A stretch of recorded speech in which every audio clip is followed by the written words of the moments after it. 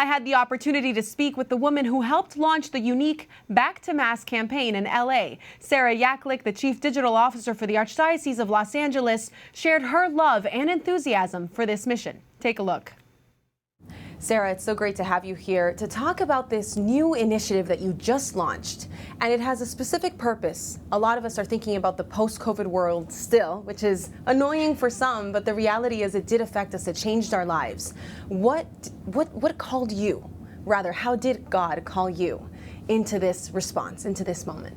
You know, when you look at what has been happening for the last several decades, we have seen the number of people just leaving our church, and actually at a very rapid pace. And then, as you said, COVID came, and that just took that trend and accelerated it.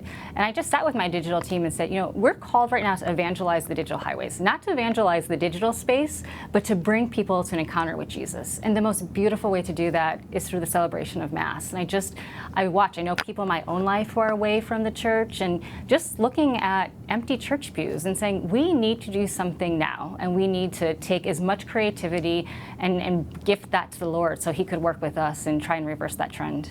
Now, reaching out to the laity, so the Catholic faithful, isn't something new. We've had a couple of different campaigns. The Catholics Come Home campaign, bringing people back who were baptized but hadn't finished their formation, or The Light is On for You, which is a call to confession. How is this campaign different, both in its name, in its essence, and in the call? So when we really studied, we were looking at the studies and the number of people away from Mass and looking at the digital platform and the digital spheres. And I started asking myself, how can we be most effective and most intentional? And what is Jesus inviting us to in this campaign?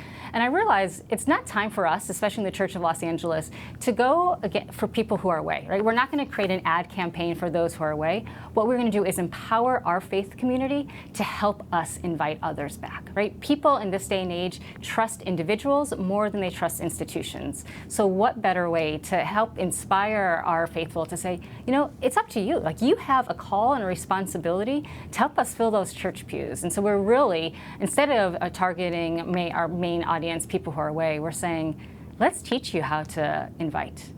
And from a Catholic perspective, 1 in 5 Americans is Catholic or identifies as Catholic. When you're looking at the Catholic laity, do you think that they were waiting for the bishops to have a call to come back to Mass? I think I call it our Lady of Guadalupe moment, actually, because I think the part of her story that I love the most is that she didn't start by going to the bishop. She went to St. Juan Diego, and she empowered St. Juan Diego to be that messenger, right? And it was going to the bishop and his persistence, like that lay persistent voice, like knocking not just one time on, what is now like the chancery doors, right? But knocking again. And that's when the miracle of Our Lady of Guadalupe happened, when he was before that bishop and put that tilma down, and she appears, right? Because a lay young man had the courage to live out his faith, right? And so that's what we are called to do. And I think our church sometimes forgets to empower people, right? As lay Catholics, we are baptized. And by that baptism, we have a responsibility and a beautiful gift to spread our faith.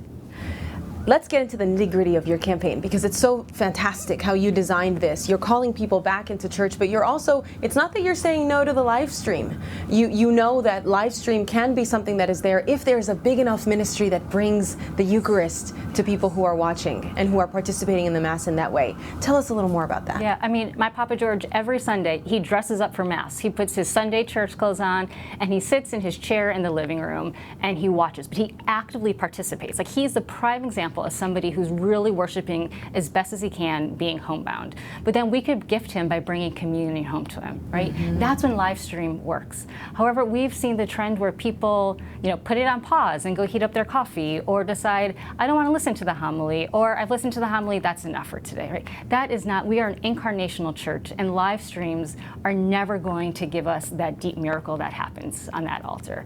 And so it's time for us to say, live streams were helpful, but they will never, ever, replace that miracle of celebrating Mass in person.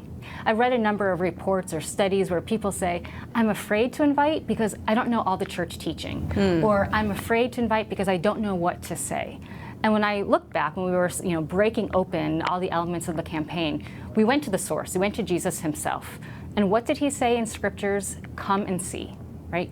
come and see. And so that's what we could do. Your invitation doesn't have to be perfect. You just have to be authentically you. Like when you're authentically you, you are most reflective of God's love in the world.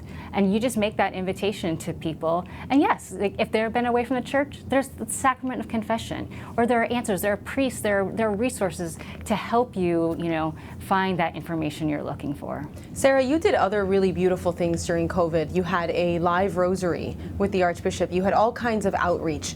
No one would say that everything that was done was perfect. It was beautiful, but it was the intention of the invitation and of showing people that the lights were still on inside the church, yes, and they were still on fire around their community.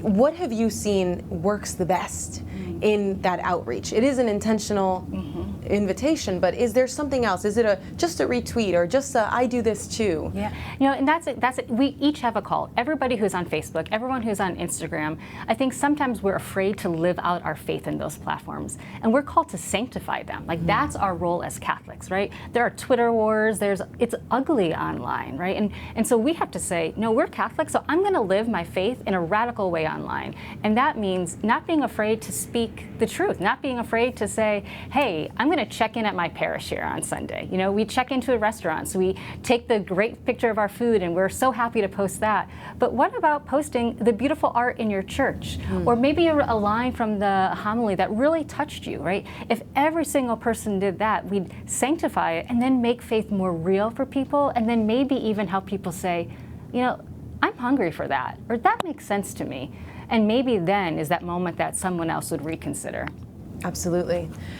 There are consequences, though, to speaking out and to being a faithful Catholic, and we've seen those rampant around the country with vandalism and arson. And you chose this great moment, rather you were probably given this great moment, to launch your campaign as you're celebrating the close of the Jubilee, the 250th anniversary of the San Gabriel mission, and also the first Mass celebrated after arson there. Tell us about that moment. Yeah, and that moment, that is precisely why we picked that day to launch our campaign, right? We're celebrating 250 years of faith in Los Angeles because the brave missionaries opened that Mission San Gabriel. But also that first Mass after the arson, I remember standing inside the mission several times throughout the past 2 years since the arson, and having the ceiling down and just covered in scaffolding and thinking this sacred space was destroyed by someone's intention, right? They intently set our sacred space on fire and tried to destroy it. But walking in that mission church on Saturday and seeing that we're bringing the faith back so that the faith could go out those doors again, I had tears in my eyes, right? What a gift. The very first place that Mass was ever celebrated in what is now the Archdiocese of Los Angeles could we be now in 2022, starting a campaign to invite people to celebrate the miracle that has happened in there. Thank you so much, Sarah. Thanks. It's a gift to be with you.